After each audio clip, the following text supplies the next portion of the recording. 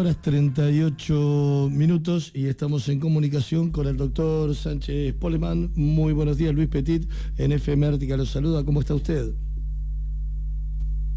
Hola, hola. Hola. Hola, sí, buen día. Lo saludaba, doctor Sánchez Poleman. ¿Cómo está usted?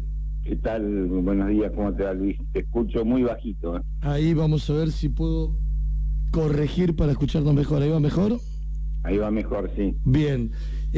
Doctor, queríamos un poco charlar con vos para que nos cuentes cómo estás viviendo esta situación del COVID en nuestra ciudad. Bueno, a ver, desde el punto de vista sanitario como sector privado de la salud, la decisión que hemos tomado en conjunto con el Ministerio es de primero ser un centro de referencia no COVID, o sea que todo lo que sea no COVID y que el hospital no pueda resolverlo porque está abocado al COVID, lo resolveremos nosotros. Segundo, de no restringir el acceso a la salud para enfermedades crónicas, para controles de embarazo, para controles de niños sanos. O sea, no queremos cometer el error que cometimos en su momento en marzo y que después nos dimos cuenta y también lo leímos y lo estudiamos que sucedió en otros países, donde enfermedades crónicas como las cardiológicas, tuvimos infartos que podríamos haber previsto, enfermedades oncológicas que evolucionaron rápidamente, que no las pudimos controlar porque la gente le transmitimos un miedo a no salir de casa y no ir al centro de salud, y hoy sabemos que en un centro de salud, cumpliendo los protocolos necesarios, no es un lugar de contagio, y que el riesgo de morbilidad y mortalidad de las otras enfermedades sí lo son y han aumentado. Claro, un aspecto que no se tuvo en cuenta en un principio, había que tener la experiencia. Y esta enfermedad la desconocemos, nosotros actuamos como reflejo de lo que está sucediendo en este momento en España y en Italia, y bueno, y en ese momento trabajamos y hicimos esa fase 1 de acuerdo a lo que, digamos, a la experiencia que estaban viviendo en otros países. Después de que vivimos esa experiencia, nuestra propia experiencia, y vimos que sucedía en otros lados, creo que hoy volver a una fase 1 como la que fue en marzo no es lo más aconsejable, por lo menos en el área de salud.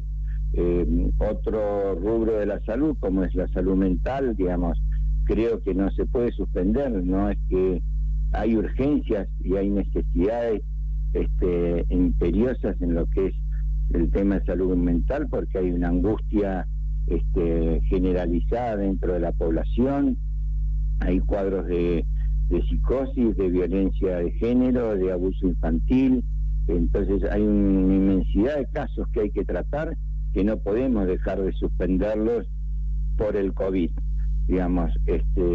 Lo mismo sucede con las rehabilitaciones neurológicas, los pacientes que han sufrido un accidente cerebrovascular y que están en rehabilitación y que están luchando por mejorar, que les suspendamos una semana, 15 días, sus ejercicios diarios y su trabajo diario, eso lo lleva a un retroceso con complicaciones en sus enfermedades de base, con perder de la posibilidad de llegar a ser autoválidos en forma mínima. Digamos, hay una serie de cosas que, digamos, son tan importantes como el COVID o más importantes, y que no generan, no favorecen a la contaminación o al contagio del COVID.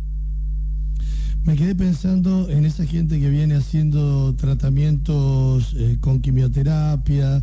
En aquel momento, en marzo, cuando comenzó la restricción, ¿tuvieron que suspender el tratamiento? No suspendimos el tratamiento, pero sí suspendimos los controles. Claro. Ahora no se suspendieron ni los tratamientos ni los controles. suspendimos los controles porque creíamos de que, bueno, como eran pacientes de riesgo, no había que exponerlos y todo, y resulta que al suspender los controles empezaron a aparecer complicaciones que podrían haber previsto si no se suspendían los controles.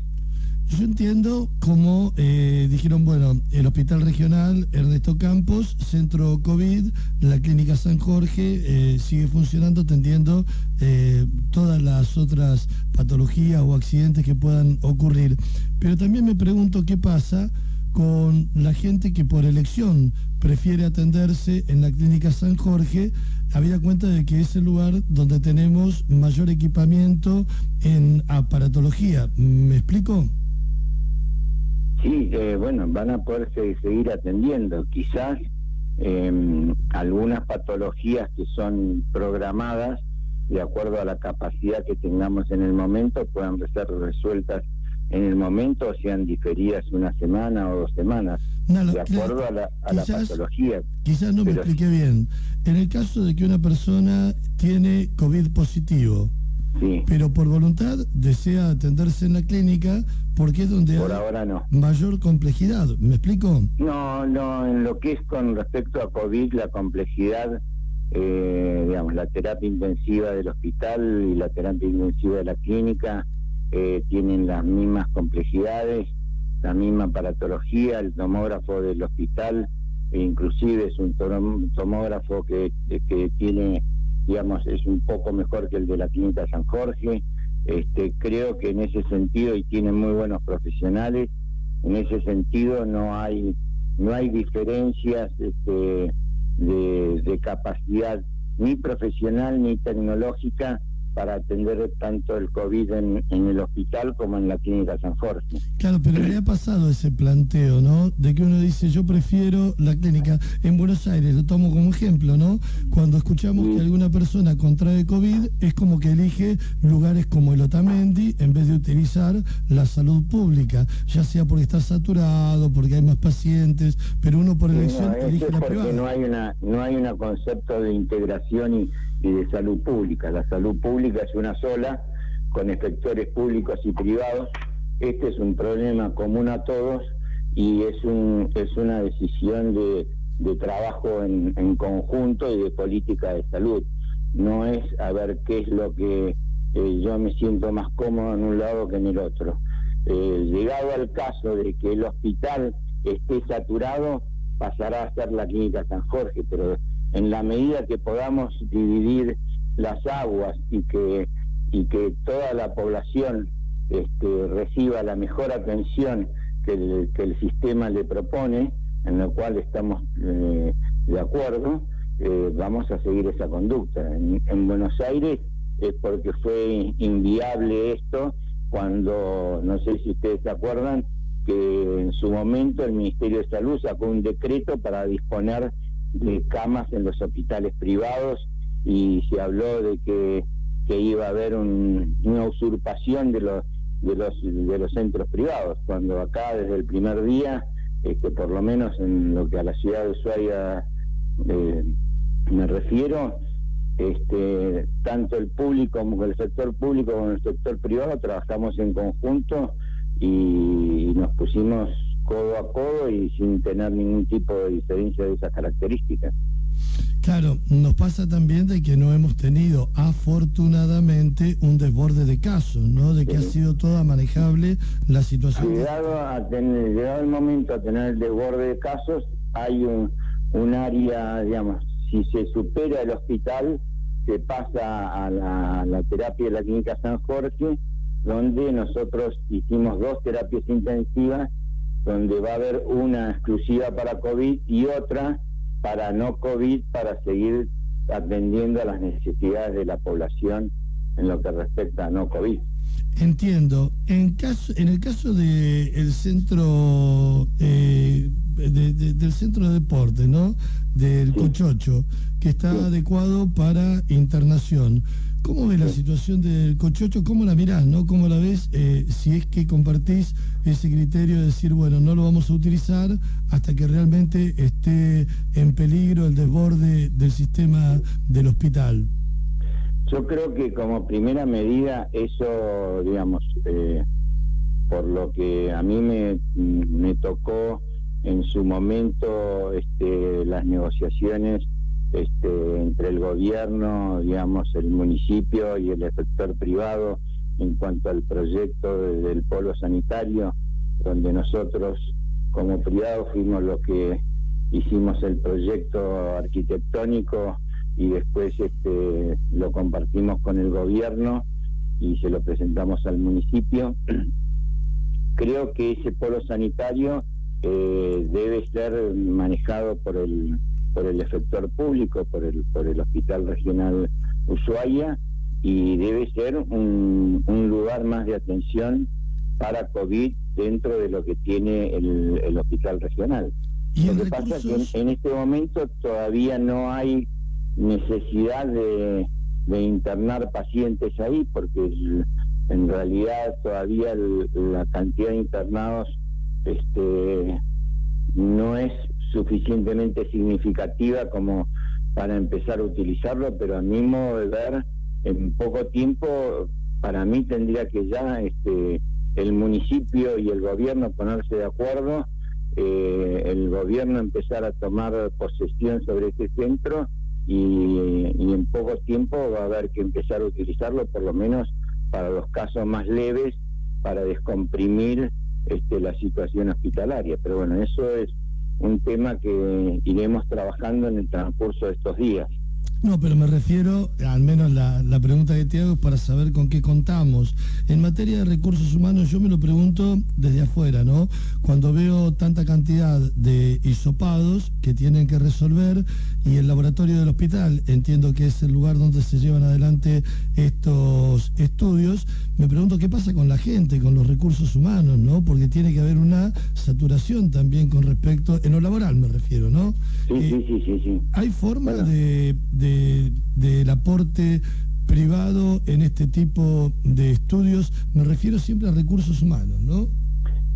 Con respecto a recursos humanos, hemos estado hablando en el día de ayer con la gente del sector público y hemos llegado a un acuerdo de algún tipo de integración del recurso humano en lo que respecta a la parte médica, ¿no? Sobre todo hablando de lo que es el polo sanitario del gimnasio, del Cotuto Vargas. Creo que, bueno, dentro de las medidas de las posibilidades, vamos a ir actuando en conjunto y tratando de preservar el recurso humano, que es lo más valioso que tenemos, y es lo que no podemos rápidamente sustituir.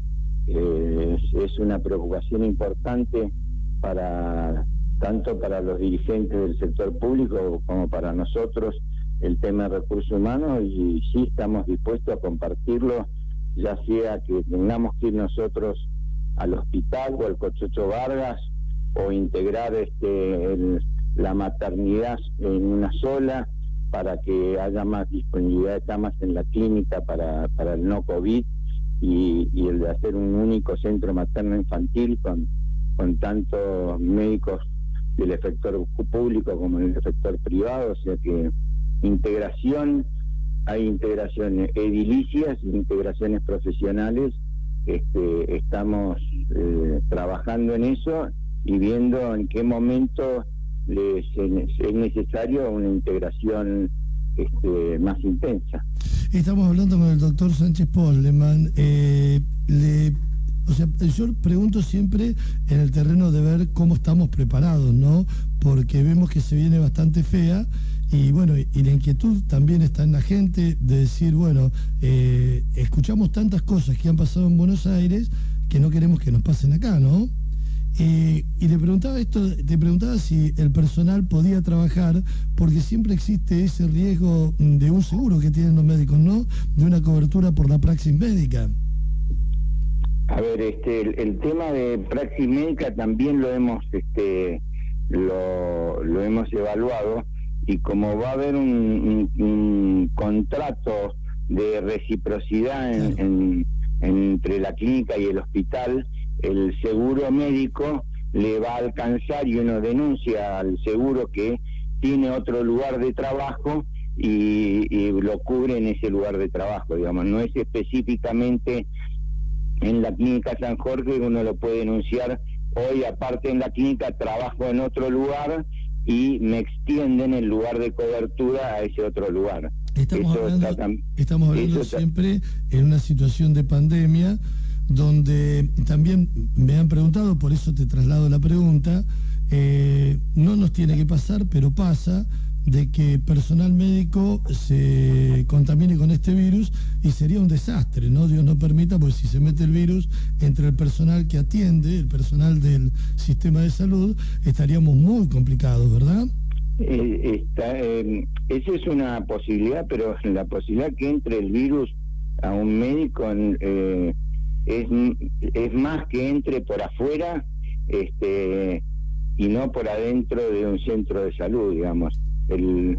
Esto de la juntada de los jóvenes o de la juntada de los no tan jóvenes fuera de su horario de trabajo, donde nos relajamos, donde después tenemos que convivir con nuestros hijos y bueno, probablemente ellos se contagien y el contagio entre por ahí, y lo que uno tiene que estar atento es primero a cumplir los protocolos dentro de la institución para evitar los contactos estrechos, o sea, estar siempre bien protegido y separado de 2 metros, y si no puede estar separado de 2 metros, estar más protegido aún, con máscaras y con todo el equipamiento de protección preventiva necesaria. Y por otro lado, digamos, estar atento al más mínimo síntoma. Todas las mañanas, por lo menos en la institución, se hace un chequeo de que todo el mundo no tenga ninguno de los síntomas que pueden ser sospechosos de COVID, y aquel que tenga el más mínimo síntoma no debe concurrir al trabajo hasta que no veamos cuál es su real situación. Claro, yo por ahí te pregunto siempre sobre la situación extrema de que decir, bueno, repetimos para tranquilizar a la gente que en este momento lo único que estamos hablando es de la posibilidad, ¿con qué contamos para enfrentar la pandemia, verdad? Y nosotros, a ver, en las situaciones extremas como se han vivido en otros lugares, digamos, se utilizan, hay especialidades que no son propias de terapia intensiva, pero que son afines a la terapia intensiva o pueden manejar un respirador, como son los neonatólogos o los terapistas pediátricos, digamos, que están acostumbrados al manejo de un respirador y que solamente tienen que manejar distintas variables de volumen y de presiones de oxígeno. Y contamos también con el apoyo de otros especialistas que en su momento supieron hacer intensivismo y que hoy tienen que actualizarse en el manejo de respirador eventualmente, pero bueno, esperemos no llegar a esa situación donde necesitemos de otras especialidades para atender en lo que a terapia intensiva se refiere. Sí, se está utilizando las otras especialidades para el manejo preventivo y el seguimiento telefónico de los pacientes que están en forma ambulatoria padeciendo el COVID-19. Claro, que también ese es otro tema, ¿no? Porque al estar en forma ambulatoria, uno también tiene que tener en cuenta el problema socioambiental que tenemos en la ciudad. ¿En qué condiciones vive ese paciente? Si realmente puede mantenerse aislado. Yo creo que en ese sentido se está trabajando bastante bien. Hay una gran cantidad de médicos que están controlando la situación, y aquellos lugares donde vean que no se puede aislar toda la familia o que haya riesgo de que propagación del virus, tengo entendido que hay lugares específicos para digamos, alojamiento transitorio para aislar pacientes de COVID que no pueden estar aislados en su lugar original. que en un momento habíamos hablado que podrían ser hoteles. Hasta este momento no se llegaron a utilizar, al menos que yo sepa, la entrevisté a la ministra y no llegamos a esa situación. No, porque todavía no ha habido necesidad. Creo que no existe la precariedad que vemos en lo que es en el conurbano bonaerense. Acá climatológicamente esa precariedad no permite la subsistencia con COVID o sin COVID. Así que todavía no hubo necesidad, por lo que yo sé, de habilitar un centro donde podamos tener aislados a la gente con COVID, porque no puede aislarse perfectamente en su casa, o en todo caso se aísla toda la familia, porque si yo tengo COVID, mi señora tiene COVID seguro, tenga o esté aislado o no esté aislado. O sea que se trata como que ya los dos y ese núcleo familiar es COVID positivo. Claro, a ver, ahí tengo una duda. ¿Se tiene en cuenta para la estadística o no se tiene en cuenta para la estadística? Se cuenta el que me dio positivo el hisopado, pero la familia no se tiene en cuenta para la estadística de los PCR positivos. Bien. Pero sí se tiene en cuenta para el manejo epidemiológico de los contactos estrechos. Ahí entendí. En un principio, cuando empezó todo esto, hasta incluso le di difusión a un grupo de personas que estaban armando un voluntariado, siempre pensando en el peor de la situación, en lo peor de la pandemia. ¿Tuvieron contacto con ese voluntariado? ¿Existe la posibilidad realmente de que esta gente, en el caso extremo, pueda llegar a prestar su colaboración? No, de hecho la están prestando. No. ¿Voluntariado? No es que... Bien. Sí, hay médicos como la doctora Grieco, como el doctor Molinari, hay varios médicos que están trabajando voluntariamente en el seguimiento de pacientes telefónicos, inclusive el doctor Saucedo, nuestro anestesista, que está aislado en forma preventiva por un familiar con COVID, está trabajando en el control telefónico de pacientes con COVID. O sea, hay una concientización dentro de la comunidad del personal de salud, no solo médicos, porque hay médicos, hay kinesiólogos, hay fonoaudiólogos, hay mucha gente dentro del sistema de salud que está colaborando para el seguimiento y la trazabilidad epidemiológica en este momento. Qué importante destacarlo, ¿no? Qué lindo poder destacarlo, sí. Qué bueno. Doctor Sánchez Posleman, no sé si quiere aprovechar este contacto para agregar algo más a lo dicho. Lo único que, me parece que, digamos, lo que vamos a proponer es favorecer las actividades al aire libre. Nosotros creemos que si queremos evitar estas juntadas en lugares cerradas con grupos de jóvenes o no tan jóvenes,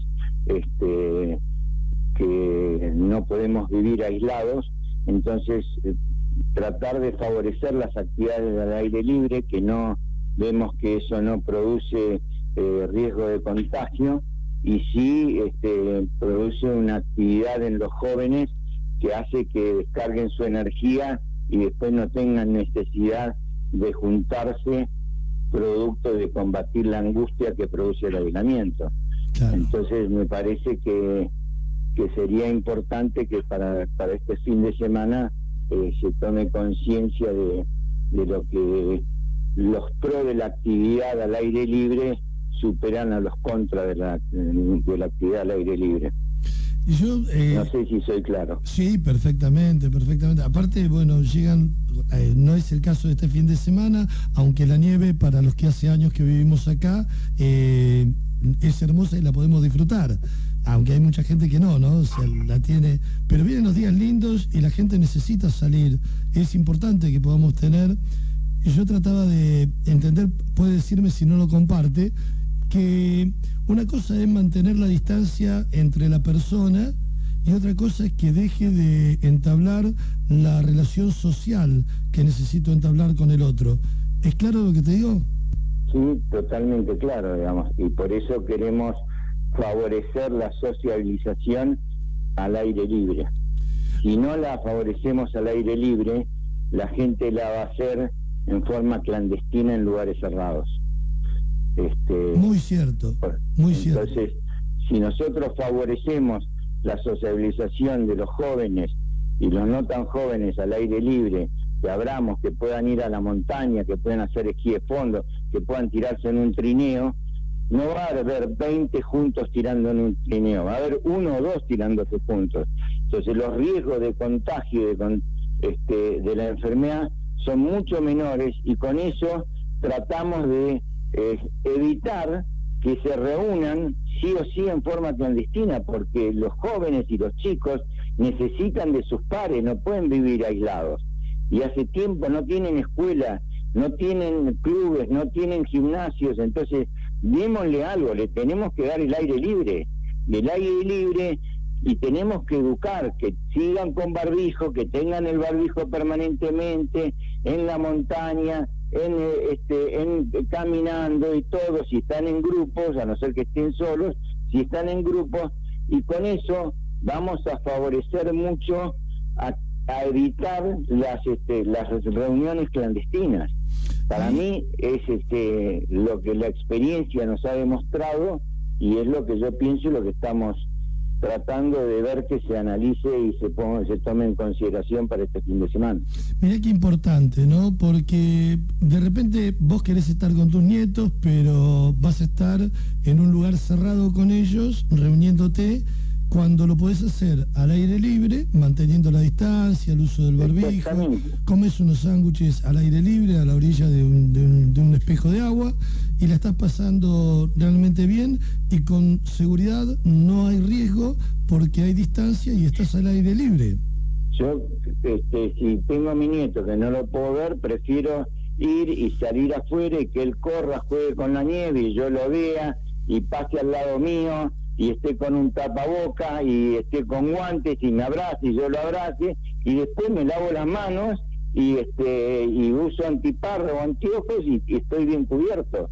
Entonces no, y eso va a favorecer a de que no me reúna sí o sí clandestinamente porque yo quiero ir a verlo a mi nieto me quiere ver a mí. Y es muy difícil decirle que no a los nietos. Le aseguro que sí, que es muy difícil. No, es muy difícil, eso. No, sí, le aseguro porque lo digo. Claro, nos pasa, y ahora, viste, se armó toda una polémica por la apertura de las escuelas para que puedan votar los ciudadanos bolivianos que viven en la Argentina, y se arma la polémica porque muchos sectores dicen, ¿por qué no entonces para las clases, que son más que importantes por lo que estamos hablando, ¿no?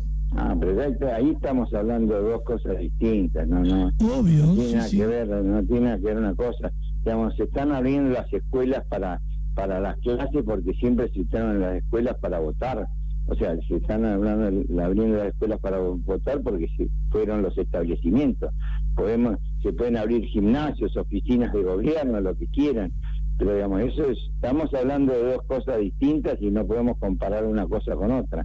Que el tema de la educación es un tema fundamental y que hay que buscar de resolverlo para integrarlo, no me cabe la menor duda.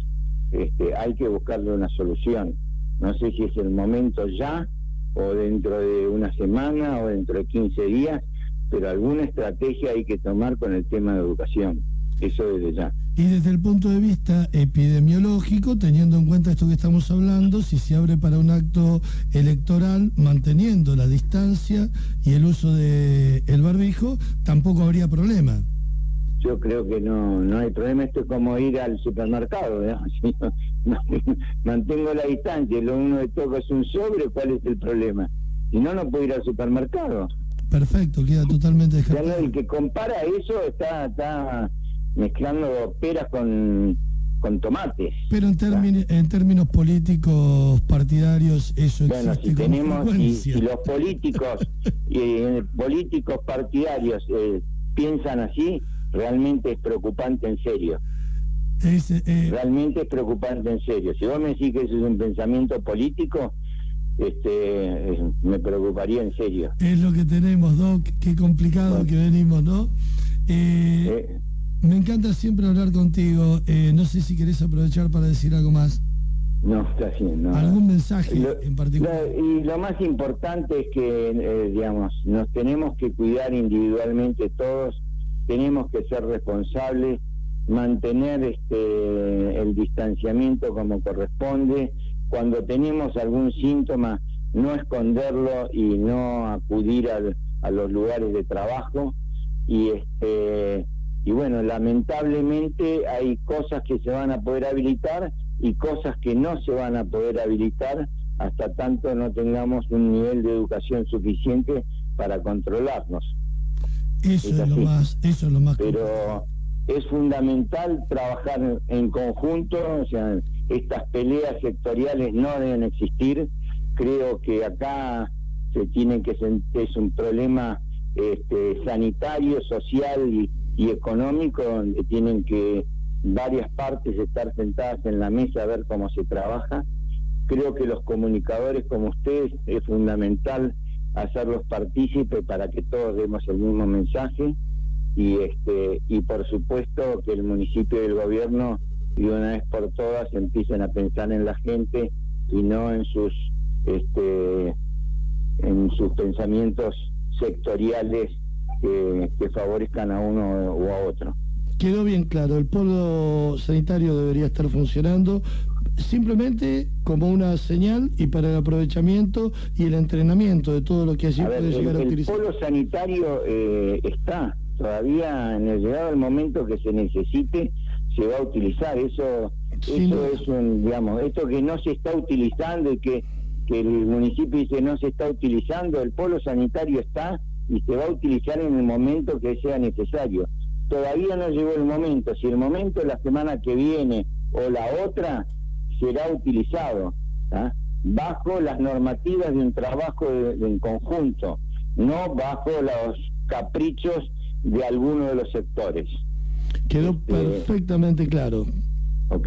El polo sanitario no se utilizó hasta ahora porque no era necesario utilizarlo. Cuando se necesite, se va a utilizar. No se queden tranquilos. Ahora, que esto no sea una pelea sectorial que no sin sentido.